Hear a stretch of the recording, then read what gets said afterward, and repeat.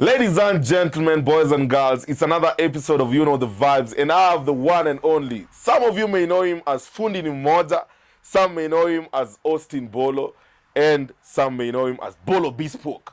But today, I want you guys to know a little bit of who Austin Bolo is. Yeah? Kwanza number one, umetoa wapi Austin Bolo? Because I know you personally, bro. That is a name I know you personally. People don't know. People don't know that I've known you for almost 12 years. Bro. We're getting there. That is one. Yeah. Number two, there's one that you not said. Which one? Kwani what is what is money? What is money? Huh? Hey, bro. Huh? Bro. You know, a few years you didn't have all this money, bro. I don't have money. We can't there, bro. Bro, look at all this, bro. What do you mean? I'm your empire, man. This is a whole empire. Thank you, bro. You know, but you told me, though. Thank you. You told me, though. So let's give guys a glimpse of Austin Bolo. Where were you born? Like, where do you hail from? Hey, bro, mbali. Of course, bro. I want people to know you. You know you have fans, bro. So I want people to know you in depth. I am Austin Bolo. I am Bolo Bespoke. Yeah. I am Kwani What Is Money. Yeah. You know. So I want to know about Austin Bolo. The genesis of Austin Bolo. Where were you born? You know, that one is a question that not many people ask. Yeah. Because people just want to know, yeah. I rarely show that side for people who do not really know me. Yeah, yeah. That side is meant for people who know me well enough. Yeah, so you don't want to share it out? I don't mind. Yeah, please tell them where you born. So, Austin Bolo, actually, number one, people don't know that Bolo is my real name. Yeah. Oh, really? People just think it's a name picked up from the great Bolo. They just don't know the great Bolo, yeah? Bolo is my dad's name. Yeah, I know. Actually, it hails from the family lineage. Okay. It's the name my grandfather goes by. And then now my dad. Yeah. And then now me. Oh, yeah. So you are the heir of the throne. Exactly. Yeah, you're the... So Austin Bolo is a young man. Yeah. Who is from a very humble background. Yeah. Very humble from deep within. Yeah. Because that guy is so full of himself. Yeah. Well, Bolo Bespoke is full of himself. Bro, you've always been full of yourself, bro. Even when you're broke, you are still full of yourself. Dude, hey, dude, we're gonna get there. You're gonna get there. What I mean by that, we're gonna get there. Our story we have with you. 2018. I've not been full of myself the entire time. I'm just full of myself now. Come on, dog. Come on, bro. Come on, bro. We're gonna get there. I'm just gonna bring people up to speed with whatever I'm talking about. So, primary school, Wapi, high school. Okay, I was born in Nairobi. Yeah. Oh yeah. Huruma. Oh yeah. Okay. Sensational. But mzae Made Nairobi ilikuwa ngumu kidogo. I think mzae alipata transfer. Yeah. And then we relocated to Homa Bay. Yeah. So I was born and bred in Homa Bay, Homa Bay County. Yeah. I went to Homa Bay Primary School. Yeah. After that, I went to Oriwo Boys High School. Yeah. And then after that, I came into Nairobi. By bus. By bus, bro. Booking, in a coach. Easy coach. Bro. Easy coach. Hiyo time hata ena coach haikuwa. Hiyo time ilikuwa Otange. Amanya Ugenya. Otange, bro. Homa Bay ilikuwa Otange. Otange, yeah. Otange was a big time deal. So after Form 4, mzae alikuwa shakufa. My dad passed on when immediately after high school. Oh yeah. So the last time I was seeing my dad was immediately after Form 4. Oh yeah. Nikamaliza Form 4, mzae akaniambia niaje, wewe sasa hapa Homa Bay ni kuacha. Yeah. Ibro riambo ngware. Not that ngware was bad. Yeah, but it was the it's true. Yeah, because that's most people kidok dala, like if you just sit at home, that's what you're bound to do. Yeah. So after Form 4, you are there, there is no proper plan. Yeah. So boys hapo wanaingilia ngware at least to get something, which is very good. Yeah. So clear enough, that was where I was supposed to end. Yeah. Mzangu akasema pana. You have to. Konge Nairobi. Kijana kwa nyota. Enda kwa wangu wako huko mkajipa. Shout out to your dad. Rest in peace. I know, bro. Yeah. So he was a very good guy. He tried his best, took me through school, me and my sisters. Alijaribu sana. Yeah. Yeah, and it pains me a lot that he didn't get to see all this. So you coming to Nairobi was definitely not for further studies or something. Was you coming to figure out your life? Just go to Nairobi. What about your life? You understand? Like unakuja maybe hata kuosha viatu. Toka tu hapa wenda kwa kwa yako ukajipangie huko mbele. So what do you come to do when you come here? So, like where do you reside when you get to Nairobi? What's the first view of Nairobi to you? Like So first of all, leaving the village, you live with that mentality, man, I'm going into the city. Yeah, I'm gonna make it. The dream, you know? So zile manguo zako chora unasema pana hizi si camera one. So you are picky. Yeah. Nikapiga kolombo yangu moja safi, nikapiga t-shirt, nilikuwa t-shirt moja white. I go nikapiga t-shirt, jeans zangu mbili pale, t-shirt zingine moja pale na viatu zangu na yenye nimevaa. Bag. Yeah. That was how I landed at Machakos bus station, bro. So Machakos is the first up from Homa Bay or Kindu Bay? From Homa Bay town. From Homa Bay town, straight to Machakos. Straight to Machakos, bro. Poetic justice, bro. Didn't you know that later in the years, the Machakos County is gonna give you a wife? That's crazy, bro. Not Machakos County, bro. Machakos bus station, baba. Machakos bus station. Maybe I thought first time Machakos or Machakos. OTC.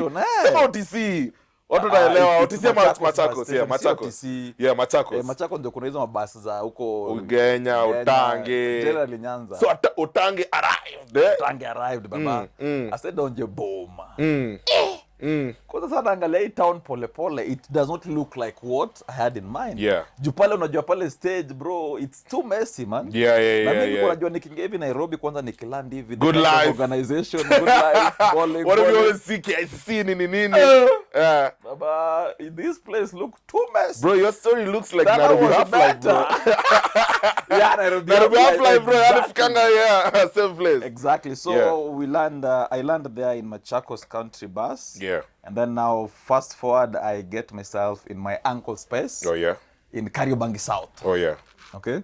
So Kariobangi South, tukaingia, tukasettle. So you are the only sibling at your uncle's, or it's just only you? My uncle had a very good heart. Yeah. Apart from his immediate family. Yeah. He had a number of us. Yeah. So alikuwa nashikilia boma karibu yote. Yeah. So tulikuwa pale kadhaa. Yeah. So you have to be there. Of course, he had his business. Once in a while, you go there, support his hustle. Because you guys have to eat. Plus, it opens up your mind, though. Exactly. You're just being busy. Exactly. Opens your mind, yeah? Exactly. So tukaingia pale, tukaanza kumsaidia pale job. Yeah. Alikuwa na hoteli. It's still there. Pale Uru Market. Oh, yeah? Yes, samaki. Naitwa kwa use. Okay. So tumeingia pale Uru Market, samaki tunauza. Bro, mimi ni mnoma. Yeah. Kuchwero samaki. Ichwero right. Big time, bro. Big time. So Uru Market, Kikomba. Uru Market. Komba nimefanya kazi. Kuna mtu anajua Komba kunishinda, bro. Crazy. So pale Kikomba kwa fish. So it started way back, bro. Way back. Yeah. So that's how I got into Nairobi. Yeah. And then that's how we settled. And then after that, kungangana hivi na hivi, nikaingia shule pale. You know pale Kim. Yeah. So during that is around 2012, 2013? Yes, 2012, thereabout. somewhere there. 2012 is when you joined Kim. I don't remember the actual time. Why you Mr. You were Mr. something in between Mr. Kenya Institute of Management, bro. Nibs, yeah? Mr. Kenya Institute of Management, Kim. Mr. Kim. Mr. Kim, when is this? 2014. So, let me check you back. So when you come from Homa Bay County straight to Nairobi, you go to your uncle's. Then, did you find an inside hustle for a beginning aside from your... I was helping him in his business. Yeah. Then during that time, at some point, akasema, now I've got a new space. You can't remember your first salary? I remember my first salary. How much? No, for him, I'm not really paying salary as that. Yeah. That's because now he's feeding you. Yeah. Something small to keep you guys afloat. Mama, local sende. Exactly. At least fair. Because you stay in his home. Yeah. He feeds you and all that. Yeah. So at some point, he got me a job at industrial area. Okay. Oh yeah, umefanya kazi Inda. Nimepiga kazi Inda. Man, nigga. Bro, so Inda, that's why now I had a first proper salary. Yeah. Which was 7,000. Oh yeah, per month. Per month, yes. Sensational. What were you doing at industrial area? Industrial area was in a company called Print Park. They used to make plastics. This is a blue band. Yeah. Oh, mimi mnoma kutengeneza hizo vitu. Bro, you've done it all, yeah? Yeah, so first salary was around 7,000, but now you do overtimes. Yeah. And by then I was already way too hardworking. Yeah. So mimi kupigana night shift nilikuwa nazipiga back to back. Yeah. So unapata uko na ma overtime, ukishikanisha hivi bro, at the end of the month uko na 12k yako safi. Yeah. You're good to go. Ikikatwa hivi. So when you get your first salary, Do you move out of your uncle's? Or are you still just, trying to figure out your life still at your uncle's? You don't move out immediately because the salary cannot allow you sustain you. Nairobi, Yeah. exactly. Yeah. So at some point, then now I joined Kenya Institute of Management. Yeah. So I was in school and working at the same time. So I think around 2013. So this 2013 is when you were joining Kim, yeah? So me, as Nimrod, coming to know about Bolo as an image, or rather as a person, I think it's around that 2014 when you did KaTrue. Was it 2014 or 15? KaTrue advert. It was a condom advert for those people who don't know. It was big, man. Yeah, I know why. It was big. That was the first commercial gig I did. Yeah. Then after that, I did Daily Nation, bro. Bro, that was the big one. Big one. We were on a whole billboard. A whole Nation billboard, bro. Daily Nation, yeah. A whole billboard, TV. How did you get? Let's get there. KaTrue. This is now you being Mr. Kim. Does it come with that title of Mr. Kim, or is it you being already in the modeling industry? Because you are a model. For people who don't know, he was a supermodel. Yes. What happened is that I really hustled a lot. I'm just going to break them down because of time. Yeah. First one was hiyo ya Kikomba, Uhuru Market, Samaki. Yeah. Industrial area pale, plastics. Yeah. Nimekuwa Dondai town. No way. Buru Nairobi. Route gani? 58? Buru town, 58. For real? Big time, man. Manyanga ama normal matatu? Manyanga, bro. Man, nigga. Nimepiga hiyo. Yeah. Nimeuza miwa hii town, bro. Come hiyo on. Unajua. Hata kama ujui uliona. Yeah. Bro, nimeuza miwa hii town na mkoteni. Nimepika chipo. Oh, that picture, fucking hell. I remember now. Real, man. Yeah. It's not AI. Yeah. Yeah, for a while, man. Yeah. Nimepika chips, bro. Nimepika chipo hii town. Pale study. So Sanford unaweza potiwa kazi hapo mbaya. Nimepika chipo hii town. That's why nasemanga, bro, before you want to hate on somebody, before you go into somebody's page and start commenting, mtu anajiringa and all that, jaribu tu imagine jamaa anaweza kuampitia nini afika hapa. True. Bro, we've seen it all, we've done it all, especially for somebody like me mwenye niliingia Nairobi na bag hivi. Yeah. A boy with a dream. Without anything, man. From Oma Bay with a dream, yeah? Nilikuwa na simu, bro, kamulika mwizi imefungwa na blada hivi. Motorola 110. Na ikilaki unaipiga hivi, betri imefura mpaka. Inaweza wanadhani ni bomb. Inazima after every minute. Yani umeifunga na blada lakini unaona bado ile plate ya nyuma inatokana. Ju betri imenona.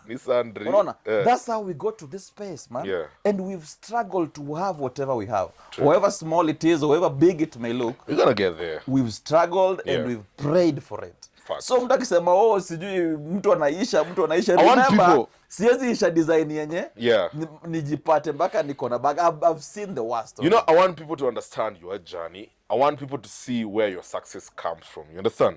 So that's why I'm taking people by, step by step as because I know it.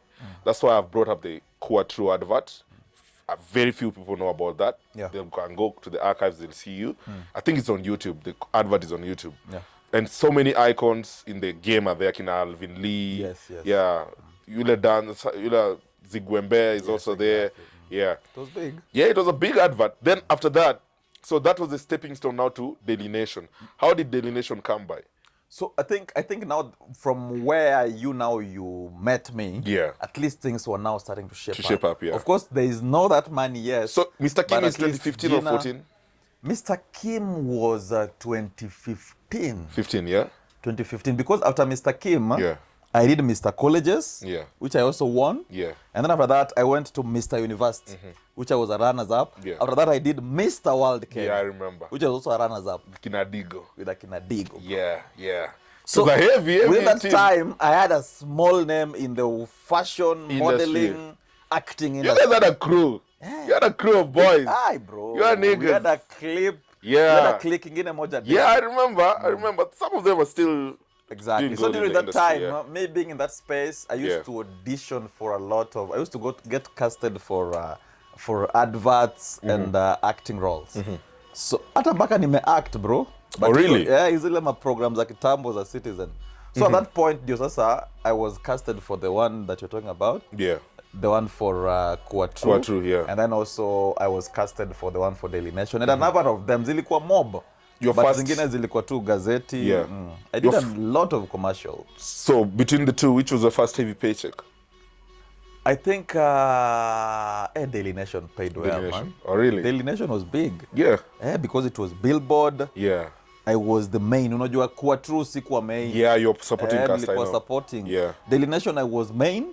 Ilikuwa kwa radio, ilikuwa kwa TV, ilikuwa kwa billboards, ilikuwa kwa gazeti and all that. Yeah, it was everywhere, so bro. That was the along my first avenue, money nilipata yenye na make sense. Ile mpaka inanishtua. Exactly. Yeah, sensational. So after the Daily Nation, now Bolo is taking Nairobi by storm a little bit as far as fashion is concerned. Yeah. And now, I think that's the time also you're meeting your wife. Yes, around that time. Should be 2016. So my wife, I met her at... I met my wife when we were doing another advert. Yeah. Yeah, Chess Bank. Oh, really? Hey. When is this? Do you remember Chess Bank? Yeah, I remember Chess Bank when Chess Bank was trending, yeah? So we did an advert for Chess Bank. Yeah. Of which I think I was also a lead role. Yeah. And apart from that, I was also a casting agent. Yeah. So unajua umeshajua ground. Yeah. So naambiwa Bolo, hebu leta wale tu models wako hivyo, naambia sawa. My cut. Yeah. Wakeni juu ya meza kwanza kalatasi. Sensational. So that's where you meet Mweni. So that's how I met her. Yeah. Yes. You saw her on the set, Ama? Initially, I was signed by Pambazuka. Yeah. Which was for one guy called Liki Odera. Oh, Liki. I know Liki. Yeah, Liki, Kinodada. That's, yes. Yeah, so it happened that Liki Odera also signed my wife. Yeah. Oh, really? Yes. So we had met prior, lakini ile juju. Yeah. Mini brand. Yeah. In Plus my own way. also. She's also on yeah, her own way. yeah, so yeah, I know. To ile, yeah. People think that... Wataka kunisalamia, mimi lazima unisalamie kwanza. Yeah. Na wewe unaonaje wewe pia? Sawa, wewe kama unataka kunisalamia ni sawa. Yeye pia. Yeah. That's so we met, but we didn't talk. So officially, when we first had the encounter, was up at Chess Bank. Oh, yeah? When we were doing that advert. So that's the first time we had an encounter. So did you see her as a wife on the first sight, Ama? You just saw like a lady who just wants to be one of those ladies in your bed? It's a long story, she'll tell you. But the thing was, I'm going to do an episode, of course, whereby now it's the three of you, probably with my wife. That would be awesome. If you're talking about a couple, yeah, sure. Can be a good one. Yeah, it can be a good one, yeah. I think we'd do that, yeah? Sure. So that also Mweni side, you tell me this side in depth. Exactly. But now I want to know from your side as Bolo Bespoke, like you're now meeting Mweni and you don't know that this is the woman that's going to shape your future as far as business, as far as life is concerned. This is going to be the pillar of your success. Yeah. You don't know it yet. Did you feel it? No, if I say it was instant, I'll be lying. Yeah. So at first when I saw her, there were beautiful ladies all over. Of course. And she was there. Yeah. So nilimwona nikaona, mdem kidogo ligi yake. Yeah. Maybe iko too, because she was looking the part. Mweni has always looked good in her dressing. Yeah. So nilimwona and I was like, staweza bro. So what I did, maybe I was slow but very sure. Yeah. So first of all, you take the number and then pole you try your luck. So that's what I did. Nilichukua namba yake alafu kwanza nikanyamaza. Yeah. You gave her time, yeah? But there was superstar. There was an embarrassing episode where Yeah. I went to her and I actually took a photo with her because she was looking very good. Yeah. I have that photo. Actually, I'll send you. Yeah. Pin it. Yeah, I can pin it here. Yeah. Once I did the photo, then I went silent. And then I remember nilipost because... Hey bro, mapenzi yenyu ni telenovela bro. Maringo nilikuwa nayo hata. So nikapost nikasema, just look good bro and fine stories. Yeah. Will be all over you. She was among them. So, according to her, later on, aliona. Yeah. Actually, see aliona. Somebody told her because she was not following. Yeah. Kwani Bolo? Yeah. Bolo anaongea hivyo, kwani unamwambia nini? Unamwambia unamtaka. Then she was sent for a screenshot. Oh yeah. So later on, anakuja. And that time when it was a big deal.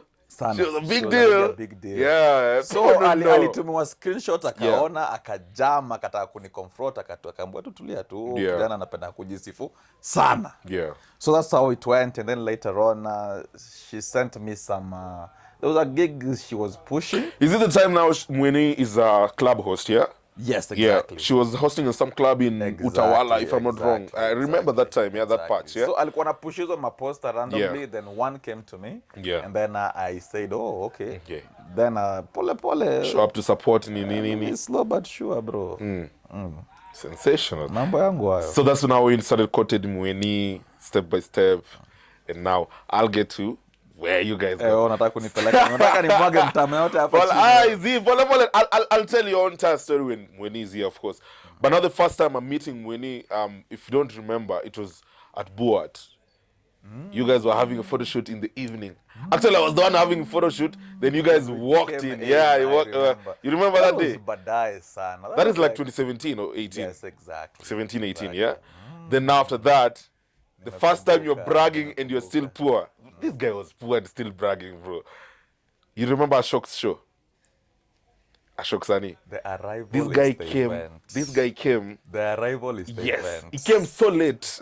Intentionally, he came very intentionally late. He was in a counter suit, if I'm not wrong. A maroon one. Bro, this guy came drunk. He was drinking. He's sipping his, he had like this. Exactly. Yeah, bro. I'm memory, bro. Me, if I value you as a friend, I keep my memories. You understand? Yeah, I keep my memories, bro. You walk straight up to me. You're like, nigga, how much money do you have in your account? So this is Bolo. This is your first time getting a few coins in the city. You understand? Yeah. And you're like, Baba, how much money do you have in your account? And there's a couple of the low designers. You already know who. Bayo Kut, CEO of Cityficial, is there. Ashok was in the backstage because it was his show, yeah? Exactly. It was in the backstage. So Bolo is like, how much money do you have in your account? I knew who this statement was targeted. It was not for me. That statement was not for me, bro. It was for Bray. Why? Cityficial. That time you guys had a beef going on, if you remember. I don't remember. There was some beef. There was a little bit of uncomfort on Facebook. You remember that Facebook era? Okay. Where you guys are going head to head as far as who's the best designer in the city and all that shit. You understand? But now you walk in, you're like, hey, bro, me I have 5 million shillings in my account. I have 5 million shillings in my account. Show me your account. Hey, everybody gets an easy. But that time, 5 million shillings. 5 million? Yes! Bro, I remember the exact digit, bro. 5 mics. Hey, I'm like, shit. Sasa mi saizo me have like 3 point something mics. Your time saizo it's got a lot of savings here. That is like 2019. Yeah. I'm like, shit. I want to challenge this motherfucker, but it might be the end of me in the streets. You understand? What if So did you have that 5 million shillings? Right now you have it though. But probably that was just a strategy to be an alpha in that room because there were so many alpha males in the room. So you wanted to be the alpha in the room. Man, I don't remember. I think so. I don't remember. From knowing who you are, that was your motive. But most likely I had it because if that was 2017. No, should be 18, 19. When Ashok was launching his at Diamond Park. 2019. It was 2019 when Wakanda thing was coming. Yeah, I remember. I have good memory. So yeah, so after that, that's the first time. Then now 2021 is when we were going for Mweni's. Yes, my introduction. Yes. This guy. Let me tell you one thing. But then after easy my convo was not a thing. And bro, yes. Let me tell you one thing. If you want success, sometimes faking it, or rather sometimes, if you speak it and you put it into action, God is going to actualize it by being a reality. You understand? Bro, this guy, the first time you're going to Mweni's place, you didn't even have a car. You didn't have a car. You were still staying in Umoja, if I'm not wrong. Yes. You were still staying in Umoja. But it was like, Nimrod, mi naenda kufanya hii kitu. And that time Winnie was pregnant, yeah? Did you pay that price because she was pregnant, ama you were just... It was pressure from the family simply because Winnie was pregnant before marriage? I think the dad, the dad is a pastor. Yeah. Is an ordained reverend. Yeah. So what happened is the dad was very straight up with me. Yeah. If you're going to have my daughter, things have to be done the right way. Yeah. You have to bring in your people. Absolutely. Okay? Yeah. Bring in your people. Let's plan. Let's do this thing the formal way. And for real, this guy has had he has always had value in his friendship, because I remember having that table when we were having the dinner to organize us going there.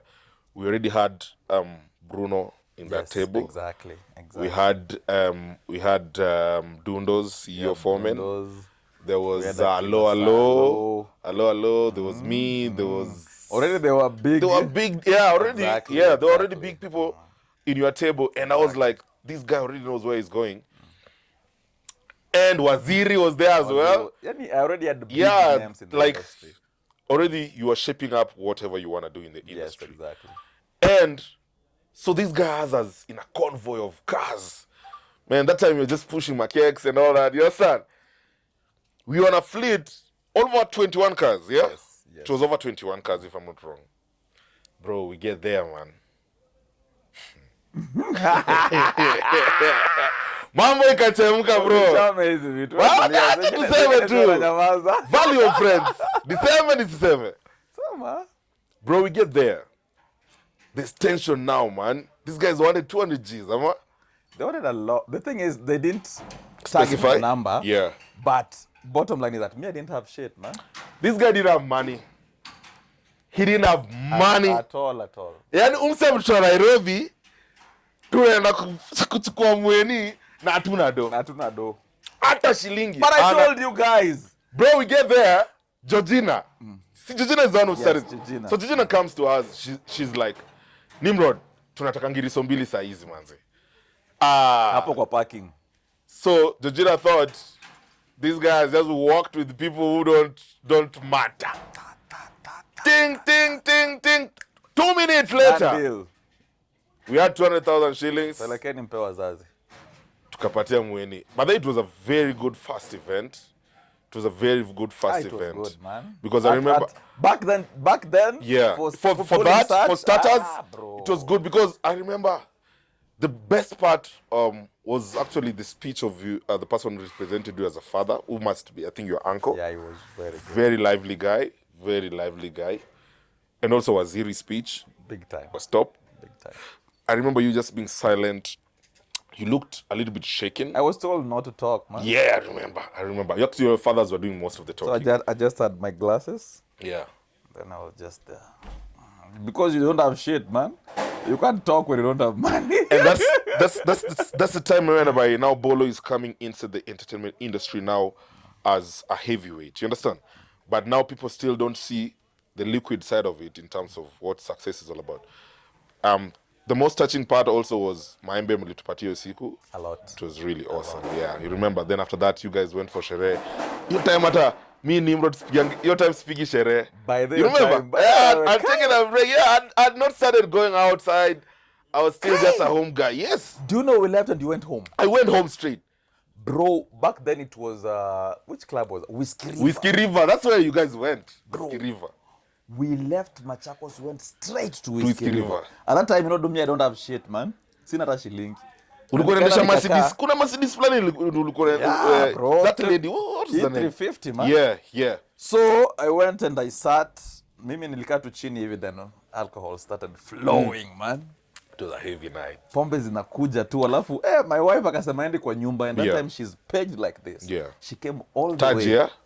Yeah, Taji, exactly. Yeah. She came all the way to Whiskey Rivers na ngakaa kando yangu. Yeah. Na mimba iko huku. Wait a minute. She was there that night. She came. Alisema yeye ndi kwa nyumba. And she was heavily pregnant, if I remember. Time. She was like even 6-7 months. Big time. Alikuja na kaka hapo na tukavibe the entire time. Man, it was yani pombe zilimwagika pale, man. Yeah. Mabeto walikuwa na Bolo. Yeah. Bolo. Friends. Meza imejaa, man. Friends. In that table that you had that night. Bro, I had the entire space. Do you still have a couple of your boys in that table? That night? I don't remember what the game changed, yeah? The game changed. I just remember pombe zilikuwa zinakuja. I know a good part of people that left Machakos came to Whiskey River. Absolutely. But what happened that night, bro, me nearly black out. True. Of course I had to. It was crazy, yeah. It was a very stressful day for you. You blackout. You had to let go. So after that night, you are a free man in terms of now being your wife officially in terms of traditions, yeah, exactly. Traditional wise, you had done your dues, and now Taji comes to the world. So does Taji shape you to who you are today in terms of when Taji came to the world, did you switch up your hustle game? Did you now be like, okay, now it's no longer about Bolo, it's about the empire that Taji has to, I think not just shaping me to who now I'm becoming. Yeah. But there's something with my children. Yeah. The reason why Taji is Taji. Taji is a king. Yeah. You know? Yeah. All my children, yeah. when they were born. Yeah. You have 3 children, if I'm not wrong. Yeah? I have 2. 2, okay. When Taji was born, immediately, yeah. I got a big deal. Just that I can't mention the figures here, but that was the first biggest job I got. Yeah. Immediately after, yani alikuja nayo. Who was the connect? Do you want to mention names? I don't want. Yeah. It's okay. I respect that. Now, when Taji was born, immediately nikapata the first biggest job that paid me very well. Yeah. And the same thing, then after that, then now trajectory ikaanza. So alikuja tu na hiyo blessing, man. Unasemanga mtoto anakuja na zahani. Yeah. For me, literally it happened. Because I remember you I remember you calling me to your house. Do you remember, is it from the big deal, is it when you bought that house? Yes, man. Yeah, in Ruai. Exactly. Yeah? Exactly. Oh, yeah? After that, I got the money to buy the house. Yeah. And I invited you guys for the housewarming. Yeah. That crazy was night. After, immediately crazy after night, bro. Same way, after bro, you know, Solway. do you know that night? I almost died. Wongo. Yeah, I had a heart attack that night. And that night, yeah. No, we spent the night at my space. Yes, at your place. If you ask Sam, you were asleep. You remember you being asleep? I have the videos, bro. I have those videos, yeah? You had partied the previous night. Then you came on Sunday, yeah? With Kina Smith and all that. And plus that time there was no much restrictions. It was the COVID era, yeah? That's the time I was very sick, if you remember. I was not very healthy that time. I was very sick. But we vibed so nicely. And I remember you telling me, Nick, I want to change the game. Nick, I have something huge coming as far as a shop. I want to change, you know, how Kenyan designers are viewed, how business is conducted in, you know, in the textile industry and all that. You are telling me how you want to build, you know, a multi-million dollar industry. And I was like, okay, I'm looking at this guy's setup of the house, yeah? This motherfucker, bro, is a Luo, bro. Yeah. Zetu wanakuta wanyama msali tubaya mbuzi full. Hakuna quarters gitaya. A whole go to my guy. You're like, my boys are coming, let's roast. Then after that, champagne. It was good how you really, especially your wife. Yeah. Your wife really took care of us when we came to your house. I respect her so much. She really took care of us, and she was very sleepy, but she had to make sure that we are good. You understand? She was very tired because it was Nani's first birthday. Yes. Taji. I remember that time back then, it's not like you're getting people to come and cook. She cooked the entire time. Bro, for Saturday and also Sunday when you guys came. And it was heavy. I remember Kina Kush Tracy being there. It was big. Yeah, it was heavy. It was heavy. And now that's the time. Actually, that time you don't even know Kina Prince Inda in your circle. Not yet. It's still, the circle is still... The circle is still within the fashion industry. Yes. And outside, little bit of clients, you know, here, there, in the streets as well, yeah? You understand? So you now going hard on the streets, is it because now you have a wife? Is it now you have Taji in your life? Or is it now Bolo saying, you know, feet on their necks, and let's go? Okay. Many people will not align with me on this. Yeah. But bro, me, I won't lie to you. The way I see things, or rather the way things happened to me, bro, as a man, you need to be accountable. Yeah. You need to be answerable to somebody. Yeah. Okay? Absolutely. There has to be somebody that push you. Yeah. Personally, my wife has pushed me big time. Okay? She's like, every day, bro. Yeah. Because mimi, I procrastinate at all. Yeah. A lot. Mimi ni mtu tutaifanya kesho. Yeah. Tutaifanya kesho. Yeah. So I needed somebody to push me. And Mweni has played that part big time. Mweni ameni push. Yeah, tunapanga hivi ananiambia, bro, it has to happen today. Let's go. It has to happen. Yeah. We have to achieve this before the end of the year. Yeah. We must achieve this in 2 months. Yeah. So she's a very big integral part of my growth. And then also my children have always come with good luck. Yeah. Because every time they come in, trust me, I get a big gig. Sensational, bro. Yes. That's awesome, man. That's crazy. So, when did you now expand now to whatever where we're shooting right now? So expansion, me, I was very comfortable. Yeah. Uko juu nakumbuka 17th. Yeah, 17th. Even before you expanded, do you know you expanded twice? The first one, second one, and this. That's crazy because you transitioned from Luduli, Yes, to View Park Towers. Yes. A small space. Small space. Like this one, yeah? It was like this one because I remember Taylor's being on there, and then your desk being here. Just somewhere in yeah, the corner, then yes. you let them were finishing alikuwa nakaa hapa. Mahali hapa. Clients wanasema, bro, I've known you for a minute, I know. Yeah. So after that now, sorry about that. After that now, you now go big, whereby you transition from that room in room 17 now, ukaenda ukachukua like a whole space, yeah? Yes. How was that risk for you? Did my wife, bro, Mr. Kudanganya. Yeah. Wacha tu niseme initoke, man. Yeah. Mimi bibi yangu alituambia we can't be here. Yeah. Because hata aliniambia mimi hata hiyo 17 alikuwa anasema siwezi kuja because hata hii curtain hii ni ya kuchange tu ya client ile nayo kwa corner hivi. Yeah. The curtain itself was way dirty. Joshua for 2 years. Yeah. Na ni tu hiyo moja. Yeah. Anasema mimi kuja huko tatapika. Bro, kumbuka mannequins zilikuwa kwa window hivi bro. Exactly. Crazy. So for us she was like we are too squeezed here. Yeah. Let's just move to a bigger space. I know it's expensive, but the only way we will know we can't or we can is if we go. Absolutely. Unaona? Absolutely. Tuende tukajulie huko mbele. Yeah, like what does life have to offer? What's the worst that can happen? Tukisha tutarudi tu hapa. We're already comfortable hapa. True. So tuende tukajaribu tushinde turudi to what we already used to. Yeah. So let's just go and try. If we fail, we fail. But there's no room for failure. Absolutely. Tutangangana mpaka itajipa. Absolutely. That's how we left the space. We expanded. Tukaenda hiyo space kubwa. Tukakaa hapo for a while. Tukasema, okay, this place is big. We have enough space. But now we need a space that is open. Yeah. We need a space that has a good interior. Juu hapa tukitengeneza posh aje, haitakuwa na hiyo ambience. Then that's how now we came to this. Yes. So even coming down here was her brainchild. I don't want to take all this credit, man. So you coming here, do you come here with, did you come here as Bolo or now investors came in as Bolo Bespoke? Did you have financial muscle coming in? There's nothing like financial muscle. Everybody has his own opinion.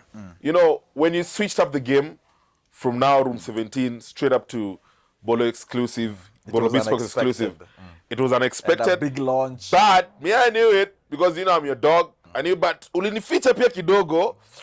You already told me. Actually, when you were shopping, you could tell me Nimrod naleta. Yeah, man, things are coming nini. I could see kuleta my buttons nini in bulk. You remember when you do all the stuff in bulk? Then I'm like, okay, what is this motherfucker? Then comes the big launch, bro. Yeah. So that launch where you have the who's and the who's not. Yeah, so that one was to reintroduce us. Yeah, so but now we are no longer just. We are now this big. Yeah, it's a family. It's a family affair now. Exactly. Yeah, because now the reason I'm saying it's a family affair, now I'm seeing Sir James Clyde being part of your team. Exactly. If you don't know who Sir James Clyde, the one and only Sir James Clyde. Shout out to Sir James Clyde, the brother to Mweni. That's a real guy. I was able to tell me Ambuzi. Very good, top guy, my guy. So now it's whereby you have people that you call family around you, because I look at your stuff.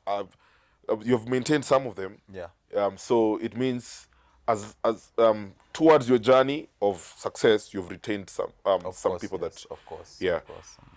And now Mweni is playing a pillar, and now investors are coming in, or rather, you are expanding your business. How did you take the criticism from the industry, whereby some people now are saying, "Oh, Bolo is into the washers business. Oh, Bolo, Illuminati this. Oh," then I'm like, why do people always give credit to evil, yet they don't wait for the success story of it, like the truth behind all this gradual growth?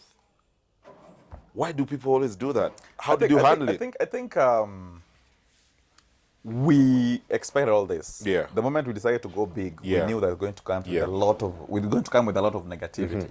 It has to. Yeah. Because, bro, if people don't talk about you, then trust me, you are not making sense. Absolutely. Positive, negative. Exactly. Yeah, We've always expected that. We've always anticipated that because, bro, everything has a challenge. I always say, you have just to choose from where you want to look at it from. Bro, even being poor is quite challenging. People don't just know. True. Okay? True. Being rich is challenging because you have to make a decision that I'm going to work towards it. Yeah. So you have to choose a problem at the end of the day. So we knew the problem we were getting into. And we expected people to talk. And people are talking. Of course. But the good thing with talking is that it now shows that it now makes you want to prove it more. So every day you wake up knowing that, bro, this is what they're saying, I have to go hard. Yeah, go hard or go home. So that's what puts us, motivates us every day. Positive, negative, make sure it's money. Exactly. Yeah.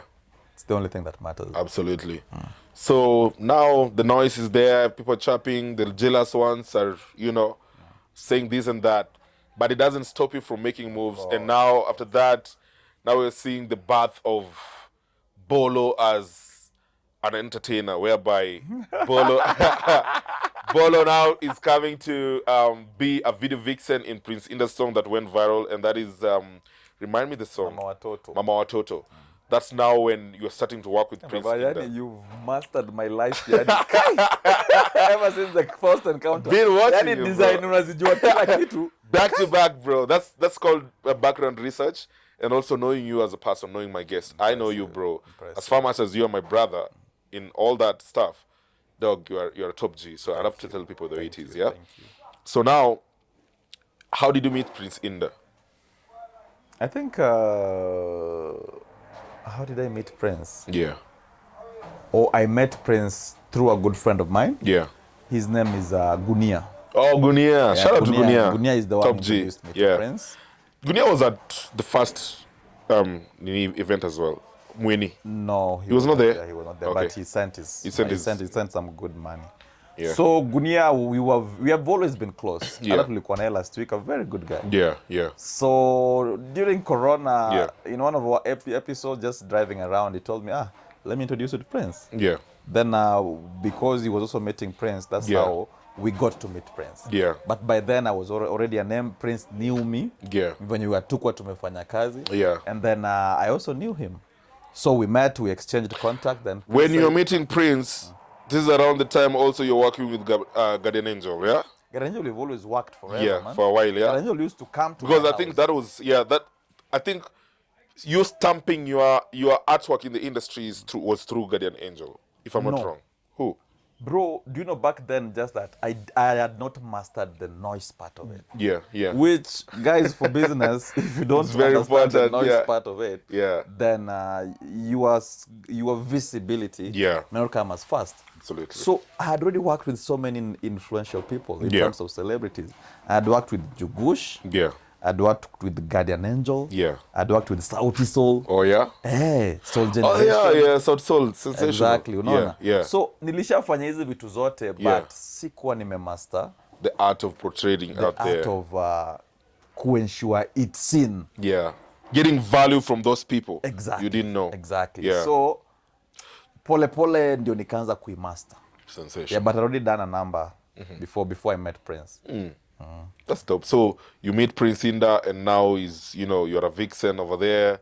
Then kidogo, we're seeing now Prince Inda being a wingman of yours in your steps in life.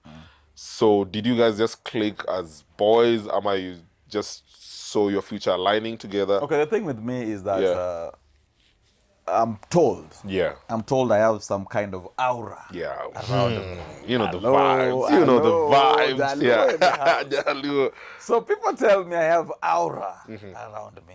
Yeah. That attracts the right people. Absolutely. Attracts money. Yeah. Attracts right clientele. Yeah. Attracts good friendship. Absolutely. Attracts people of substance. Yeah. So it's business, of course. Yeah. For me, it has to start from a business point of view. That is how I roll. Okay. Once we click very well in terms of business, then friendship will come in. Absolutely. Yeah. Because, bro, at this urgent time, you don't just somebody to be your friend. Absolutely. There has to be something you benefit. Yeah, absolutely. If you're not going to benefit from any kind of friendship, bro, you need to run. Because we are getting old, man. True. You don't want to waste time. True. So if you guys are going to be friends, there has to be some kind of benefit you're getting from it. Clearly. Be it hata kama ni advice too, but kuna kitu na benefit from. Very Don't important. be somebody's friend without gaining something from it. Absolutely. Be friends with people who can help you. Absolutely. Whether financially, whether just being there close, and whether just by talking, you know. Yeah. As a man, you need all these things. So zingine ni kunomo, you just want somebody to tell you, bro, it will be well. True. You need that kind of person. True. You need somebody mwenye ukikwama unaambia niaje, bro, nimekwama. Yeah. Rushia Straight up. kitu.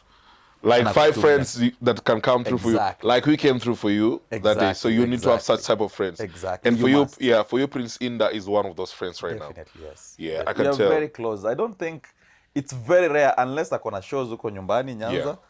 It's very rare for a week to end before we meet. Yeah. And not just on a business perspective. Some just sit, we chill. Very kind-hearted just guy. vibe, talk, you know. Very kind-hearted. How is the family? How are you guys doing? How is the business? We have those conversations. I worked with him in a project. You see the song with, you remember the song with this Tanzanian lady. The song Hakuna Matata. Oh. Yeah. You remember? Aqua? Bro, no, I'm saying the audio part. Oh. You remember? Kwa studio. Me, Sedo. Oh, nice. Some Gold was the connector. Oh, yeah. And then music writing, bit of it. It was a good experience working with Prince Inda. That was good. And one thing, you know, I've met him a couple of times. Through you mostly, and also through events backstage and all that. But now this was me working with him and being close to him as a person. I remember even calling you and telling you I'm going to, you know, me. I'm not that kind of friend that I know this guy is close to Bolo and I'm about to do business with him and I'm not gonna tell him. And I'm kuja tu sikia kwa msee, I was in the same room with this guy. I'm not that type of person. That's why I gave you that call and I was like, you know. Just go on, yeah, bro. no. Life is too short, man. I know life is short, but going around justifying. Yeah, you understand? That's me. So when I met Prince, that guy is very professional, bro, and very humble, and he listens. No, he's a good guy. Yeah, if he sees you have an idea, he comes and sit by you. He's like, hey, Baba, you are Janano. Like, what's the idea that you have? How can we bring it? No, he's a very good guy. Very calm, cool, collected, subtle. Yes. So when I see such type of people being in your circle, I'm like, you have a good circle with you. And you guys are moving mad because now Prince Inda is on the entertainment side, you're on the garment side, and now business is booming. How did all these things come in play? Yeah, it's just the same I've told you, bro. You need a meaningful friendship. Yeah. And then now you build a community out of it. Yeah. That's how I've been able to grow as a person, grow as a brand, and stabilize my business. Sensational. Bro, I will not lie to you. Yeah. The kind of community I've built, I can eat comfortably. Yeah. Hata bila kazi, bro, siti kubraga manini. Yeah. But I have a community that I've built that they know. Yeah. Kama ni nguo, bro, hakuna ku think twice. Yeah. And not just for them as a person or their family, but them, their family, and everybody around them. Yeah. I've trained them to know that. Yeah. And everywhere they are, if they go to the US, if they go to the village, bro, mambo ya nguo, watakwambia tu fundi ni mmoja. Na hiyo imeishia hapo. Sensational. Whatever it is that you disputable. Hawataki kusikia. Are you sure it's disputable? In terms of? In terms of brands outside here in 254? Dispute. Because English. Okay, okay. Whatever you've said fundi ni moja. Just use English. Basic English. I know we are both Luos, but there are levels at being Luos. So I beseech you to just use English, bro. Sensational. So talking in the capital. Yeah. What I'm trying to say is you've said we're fundi ni moja, and I feel like some tailors always say that fundi sio moja. We have other tailors in Kenya as well, but I think you saying fundi is moja is you stamping your feet and saying I'm the best of the very best, even if it's questionable. You understand? So is it questionable? Maybe. By who? Some people. I'm coming here as an interviewer, so why not? Bro, wacha nikuulize fundi ni wangapi? Wengi. Sema tu kweli, fundi ni wangapi? Fundi ni wengi. Wacha hii theatric. Kuna fundi wa Karubangi anakanyaga cherehani mbaya. Nimrod. Kuna fundi ako Maroroi anakanyaga cherehani mbaya. Let me tell you something. You know the vibes.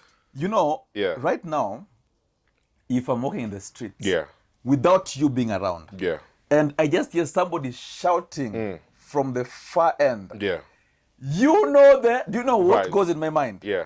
without even thinking twice, without knowing it's Nick Yeah. or whoever it is. Yeah. In my mind, I'll be like, and Yeah. in my mind, Nah, motherfucking That's what's up, dog. That's what's up. I get your point. Same concept. Yeah. Wewe kutembea kwa street, Yeah. ukisikia mtu ameshout huko. Yeah. Fundi ni wangapi? mmoja. Unasema fundi ni mmoja. Bolo. Fundi ni nani? Fundi ni Bolo Bespoke. I love that. Wewe I love umesema, that. si mimi nimesema, How did bro. that come by the way? Like, did you just start it? Because I also can't explain where I came with, the vibes, because it's been there for like 6, 7, 8 years per se, since I got now Since heavily. Corona. Yes, Corona days there is when it came to life. After my accident, I'll tell that on my, as for when I'm telling my story. I mean, I think the vibe was just you, bro. You are always a vibe, man. Appreciate Receive it, your dog. flowers. Appreciate it, man. Bro, Nick is the one that Nick will just come in and change the entire Life, space. yeah. You guys are bored just chilling. Nick akiingia mtajua now. It's life. Nick ameingia. You can't life. avoid Nick. It's life. Ataingia ameshout. Omera. Yeah. Party. Life is short, man. I always tell people, Bro, Yeah. you are as real as they go, as it man. should, bro, because I always tell people life is short. Live it, but live it with the right people, because you don't know about tomorrow, bro. Look at Jota. Jota got married, signed a new contract, banging goals here and there, off-season, having the best of his life, driving a Ferrari. He was driving a Ferrari to his next destination, but he didn't know he's not going to get there. Very true. You understand? Very true. So, before you get to your fate, live your life, bro. You have to, live it, man. You have to. Live it. Fuck that shit. Live life. That's why, bro. That's why for me, I always say, Yeah. bro, there is nobody, even unique. Yeah. There is nobody in Kenya who is full of himself Yeah. like me. Yeah. Bro, me, I'm a man who is full of Bro, myself, I remember you telling me that statement when I came to your house. Nimrod, there is nobody who parties in this city like me. That was before you started Hey, bro, that partying. time you are Ulikuja heavy. ukanitoa, bro. Bro, I unseated you. No, and I told you I was going to unseat you. Bro, yo, hands up, man. Ulikuja ukanitoa, bro. But you remember I used to party. Hey, Bolo used to. Bro, ulikuwa unalala Kilimani police station, my guy. We used to party. Sherehe tu. It was crazy because of sherehe. Kuzeeka tu. But with that, Kuja nikaona umeingilia, nikasema sasa let me comfortably pass down the mantle. But it gets to the point you right now, you see, for me partying, if you see me partying, I'm getting paid to party. You understand? I just don't party for free nowadays. You understand? Because I've passed that era whereby I'd walk into the club and just want to make noise and all that. No, I'm coming there to bring my value and let's have a good night and make beautiful memories. But I like whatever you're doing. So when I talk about Prince Inda and talking about your circle of friends changing, you understand? And now you have a powerful circle of friends, that was displayed by your big wedding. Yeah. You see, whatever Jukes did in 2025, Bolo Bespoke was 2024, my guy. Mother effer. What? Bro, when you call me first and be like, Nimrod, we have another trip to Machakos, I was like, say no more. Say no more. Mention the date. We're going to pull up like it's supposed to be. But this time, I didn't know it was this heavy because, bro, now the county government is involved, bro. Of course. You get, people are not aware that you involve the county government in your wedding. Walikuja. And you deforested a place, made sure. Na maswali ya county. Bro, how did that come to come? Let's tell people because I remember you guys used to have a lot of meetings in here. I'd walk in here and find Sir James on his laptop. Of course, yes. People here getting busy, bro. It was crazy. And now Kina Bahati are walking in, Diana here and there. I'm like, this motherfucker, the first time we were going to Mweni's place, I think the only celebrity that was there was probably me, Bray, back then, yeah. Me, Bray. I was not even that much of a celebrity in the industry. Yeah. But now, in 2024, bro, you have a whole Netflix coming to your show. You get? It was crazy switch up in a span of 3 years, if I'm not wrong, yeah? And now, dog, I was telling you, remember that evening, I was telling you, I'm like, bro, we're about to blow this shit up. You remember? Because I was looking at your setup, and now I'm looking at myself. That time, you know, the first time we were going on our cakes. Second time is now. Of course, it's heavier. You know what? I don't like speaking much about my. Yeah, never. Serious. No, chill. Hey, yeah. So right now the value is higher for your friends as well. Probably friends you've even retained and all that. And now you're heading there. Why did you do all this, bro? Bro, is it because she's worth it? Was it a business move? Bro, my wife is a superwoman, man. So that woman deserves every coin from me. Bro, that woman, I kept her for 9 years, bro. It had to look like 9 years, man. Sensational. So she's been patient. I just wanted to value her, man. And then the family, the dad, the mom, they have been too good to me. Absolutely. Especially the dad. Bro, do you remember? Oh my goodness, Bolo. Bolo, do you remember? Oh my goodness. Can I remind you a story? Do you remember the first day you met the father? Do you know where you guys met? Unakumbuka story? Baba wetu. It was crazy, and I remember us we had lunch, and you were there telling me, bro. You're thinking. That story I'll tell when Winnie is here. We love that. Sindio, when Winnie is here. Fucking hell, bro. It was messy. It was. Oh my goodness. We have a story and a half with Winnie now gonna sit there. Anyway, so now we are going to Machakos, bro. Hey, bro. When is story bro, now everybody's pumped up. Tell you what, every influential Luo guy wanted to be on that entourage. You know why? Your wedding had value.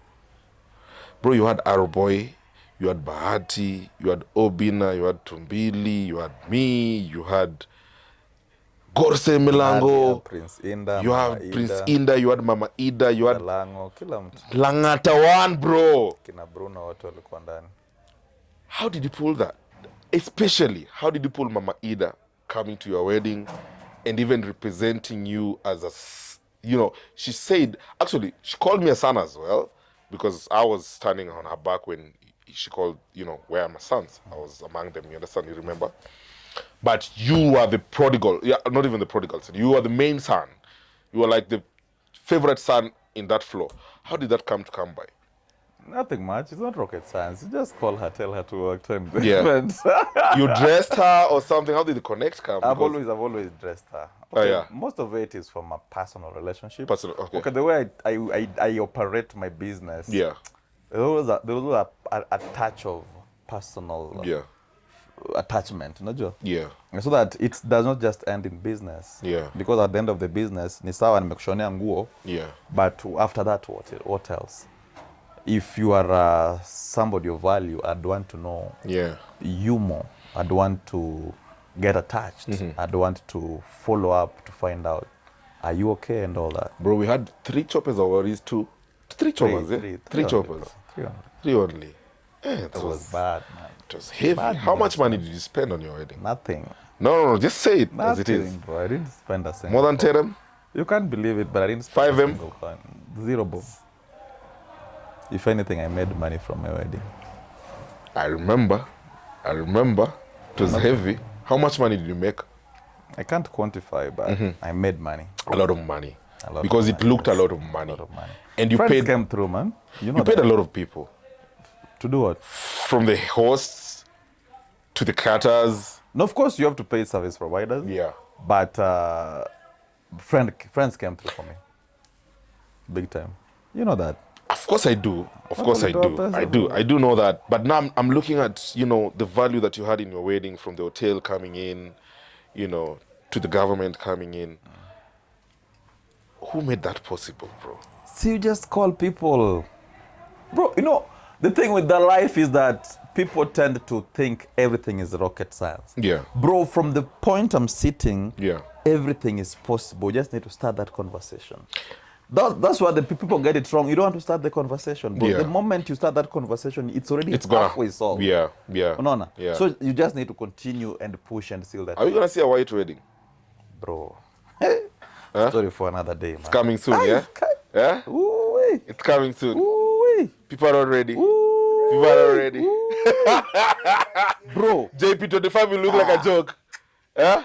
Bro, Africa must be united. Hey! Africa must be united as one, bro. If we cannot break these boundaries, then we must separate Africa. So that day there will be no boundary. Bro, we're talking about influential, we're talking about dignitaries, we're talking about presidents, man. That's where you're headed. That's why I've not done it yet. Because kuna presidents wenye lazima sijasema president, but kuna dignitaries. Kuna dignitaries we have been in talks all this time. Oh, really? If they're not going to be there, man, then there's no need, man. That's crazy. So these dignitaries must come for that wedding. And for most of these dignitaries, we have to work with their dates, man. Yeah. You don't just invite president of, let's say, Rwanda. Yeah. Unaona? Sensational. Na uweke date alafu umlazimisha kuja in that date. Are you trying to say that you... No, I've not said anything. lower. I'm just saying, if you're going to work at that kind of level, if you're going to invite that level of dignitaries, bro, you must work on a date that is comfortable with them. Yeah. Most of the time, they have to give you that date. Yeah. Unaelewa? Yeah. So, that is the discussion you're having at the moment. Sensational. And it's coming soon. So people just should be on the know. Bro.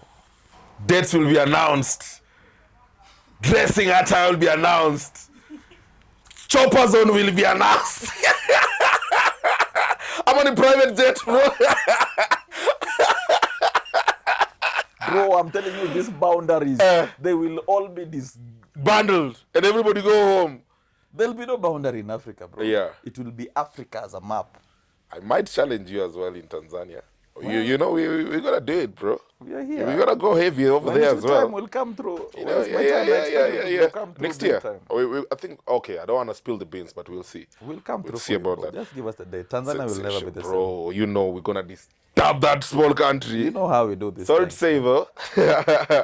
Yeah, I know how we do it.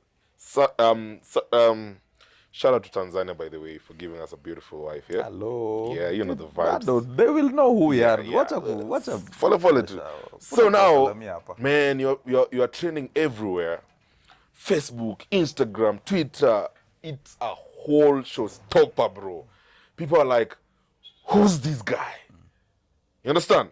Now, I think your wedding is the one that stamped your name in the... Because that time you still had like 30,000 followers. Yeah. If I'm not wrong. Exactly. After wedding is done, now you blew up. You're now 16 something. After your Facebook ilianda immediately. Yes, even TikTok blew up after your wedding. Because now, bro. Facebook was hacked immediately. Actually, dude, almost every TikToker, influential TikToker was at your wedding, kina dacha. Of course. I liked how people were very united for you. Because also you have dressed so many influential people. Yes. And also it shows what kind of person you are. You know, when people see all those names that were at your wedding, people even probably think you paid them. No. People are there to Where is the money support. To pay anybody? People are there to support Bolo wholeheartedly. You understand? And your friends have money, bro. Now that is true. Lot of Now that is true. A lot of money. What is money? Bro. Gorse Milango. Hey! Bro! Top dog! Shout out to God. Shout out to God. So let's go. Then, after that now, after your wedding, now you come back. We're now seeing Bolo transition now to being a content creator. You know, your wife now is becoming vocal with her brand. And now you guys are opening up a baby shop for... But if you have babies around and you want to shop anything, Bolo Bespoke Kids, yeah? That's the name, yeah? Bespoke Kids, yeah? Babies and kids. Bespoke Kids and Baby Shops, yeah? Shout out to Bolo Bespoke Kids. They have amazing goods and, you know, anything you need for a baby, go and support them. Thank you, bro. That was you now trying to empower Mweni, because I think even before that, there's some business you opened for Mwenu. There's a hardware that I saw in your story somewhere. Yeah, it's still there. It's still there? Hey. Oh, yeah? She has a very big hardware in Kamulu. Yeah. Exactly. So she has the hardware business. She has the baby shop. Okay, what always has happened with us is that she's the brains. Yeah. So you're Indiana Chora, me, I'm always the muscle. Yeah. Sensational. So now you come into the entertainment industry. Now we're seeing you with everybody in the industry. And now the big one coming soon. And that is the one and only Luo Festival. Hello. And you're very vocal about it. Bro, can you tell people what they are in store for as far as Luo Festival is concerned? You know, we've had Luo festivals before. Yeah. And then there is this Luo Festival. In 2025, capital. bro. In capital. What's the hashtag? Bro, this one is larger. Be there. Hashtag be there. Just be there. This, you must be there. If you want to hear good music, if you want to hear authentic Luo vibes, this is where you should be on the 9th of this month. Do you know people think that people are coming there for playback music? It's live band. Artists are already practicing as we speak, yeah? Okay. What is needed at Luo Festival? Nothing, man. Just purchase your... Just get your ticket. Yeah. We have the VIP retailing at 2,000 bob. Oh, yeah? We have the VVIP retailing at 8,000 8,000, yeah. And then we have the Golden Circle. There is no regular. Now, if you want the Golden Circle, you get it through Bolo. Oh. Bolo is the one who... Oh, you're the one who delivers the Golden Circle? Yes. Sensational. How much is the Golden Circle going for? 150,000. And if you pay this 150K, does it come with value? Why the 150K? Which kind of people are going to meet in this, enclosed tables? You know, what people always don't know is that it's not about the money. Yeah. It's about the value that comes with it. Absolutely. The people you're going to meet there, the kind of contacts you're going to change, Yeah. the kind of conversations flowing in that space. Absolutely. Those are the thing that you remain with after the night. Because it's just a night. Hautapata mtu amezima kwa hizo table. Hapana. If you are a business person, if you're somebody who knows where he's headed, this is where you should be. Absolutely. Okay? Absolutely. Because this is where the real conversation goes down. And trust me, many business deals are not done in the offices. They are done in social spaces like this. Of course, that's true. So if you want to get somebody that you can't get in the offices because of many appointments, goja sijui ameenda wapi, sijui next week, but no. This is why you get these people. Yeah. Because they will be there. Absolutely. So it may look like it's a lot from your end. Yeah. Me, I don't think it's a lot on my end. Yeah. But trust me, if you can put that money and select 8 people that are like-minded, you come with them in that space. Yeah. The kind of conversation going down there, it's different. The level of the quality of conversations going down at that point, it's different. Absolutely. And those are the people you need. Even the personalities that are going to be there. Yeah, so exactly. It makes sense with the 150K and all that. I can't wait to see that because I'm going to be there and, show people all that they're missing out on. And I just can't wait to see it come to become successful because it's going to empower a lot of youths. True. So many youths are going to be employed. And, it's a good initiative. And as I wind up, talking about even the entertainment industry itself, Nakada today, rather, if you're watching this, today is Wednesday, if I'm not wrong, they gave directives whereby they're saying, alcohol should not be posted on social medias, supermarkets and all that stuff. It's crazy. What's your take on that? Okay, I'm so into current affairs. That is what they posted. Yeah. And then later on, I think around 2 hours ago, they've clarified. They've said that it is not like that. What they always do is, first of all, they push it. Yeah, and then they involve the public, and then they're expecting public reviews and what the public thinks about it. And then after that, they'll And so far, it's been a backlash from the public. Exactly. Yeah, so clearly. we're just waiting. Walevi ni wengi. Sana. Kura You know, Ruto, it's good from one end, but then again, you have to consider the people employed with all this. Absolutely, because from my end, I'm looking at as far as employment is concerned. We can imagine how many people are employed directly and indirectly through alcohol. From drivers to influencers. You understand? So I, as an influencer, before I advertise that alcohol to Mr. President or to all those government people, from me as an influencer, or rather from Bolo as an influencer, one advert like this can employ like 5 to 6 youths. Very true. There's the drivers, there's makeup artists, there's photographers, behind the scenes, cameramen. All these people are going to lose their jobs if you stop us from doing that. You understand? True. So look at it in whereby we're also trying to help the current state of unemployment in this country.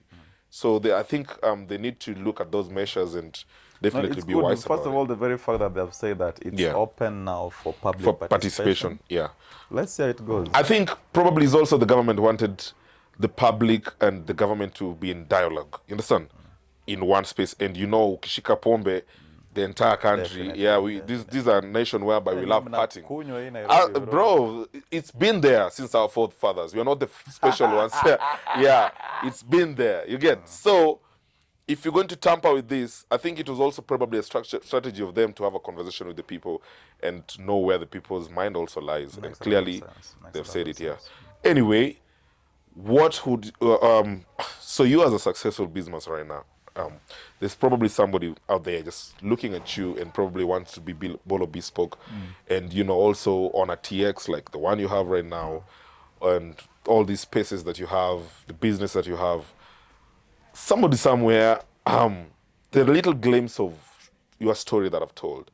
I've not gone into depth with it because your wife is not here. And there's some personal stories I also don't want to touch. True. But from the little thing, I think somebody that's watching might get inspired. What would you tell that person who is looking up to Bolo and would want to be as successful as Bolo is? What would you tell that person? There's no shortcut. Number one, you have to make a decision. Success starts with decision. You have to decide on what you want to do. Yeah. Trust me, every industry has money. Absolutely. That one is not debatable.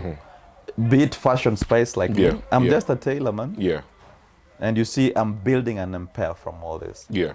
Now, whatever it is that you decide to do, you have to be focused on it. Money aside. Yeah. Trust me, when you want to start thinking on, I need the capital and all that, it will not going to come. First of all, make a decision that this is what I'm going to do with my life. Once you've made a decision, you need to start. Yeah. Now, how do you start? Be around people that are already aligned with that kind of business. Yeah. If it's a fashion, be around, even if it's not me, Bolo, be around people in the fashion space. Okay? Once you align with them, you'll start learning the basics. No money has been involved yet. Yeah. First of all, get to understand the basics. The thing with Gen Z is that they don't want to be used, man. Yeah. Bro, ni kama kwa ngoma wanasema lazima tukutusi ndio ujulikane. Absolutely. Unaelewa? Same way in business, you must be used. Absolutely. Allow yourself to be used. Absolutely. Give yourself time to be used. Absolutely. Okay? Yeah. As you get used, you learn. As you learn, you understand the rules. Yeah. As you understand the rules, then you're now in a proper space of deciding that this is what I've decided to do, this is the focus. Yeah. That is how you grow. But now people just want to wake up and be Bolo Bespoke. How now? Not possible. It has to be... It's close to impossible. One step at a time. And if it's possible, it's going to go down easily. Eventually. Eventually. Yeah. So you have to take your time, learn what you need to learn, and roll as you grow with it. Sensational. Ladies and gentlemen, that was the one and only Bolo Bespoke. You might know him as Bolo Bespoke. You might know him as Fundi ni Moja. But as for me, I know him as Austin Bolo, a brother of mine that has been you know, a friend of mine as far as this fashion journey is concerned and the entire entertainment industry as a whole. I hope you learned a thing or two about him and you got inspired and learned a thing or two as far as success story is concerned. And you enjoyed the episode itself. So we're going to wrap it up by saying, you have to come to Luo Festival. Buy that ticket.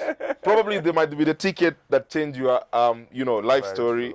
Probably might meet a person that is going to give you that, you know, connect or rather that gig that is going to change your life. Yes. And of course, you know what? You know the vibe. You know the motherfucking vibes, gang!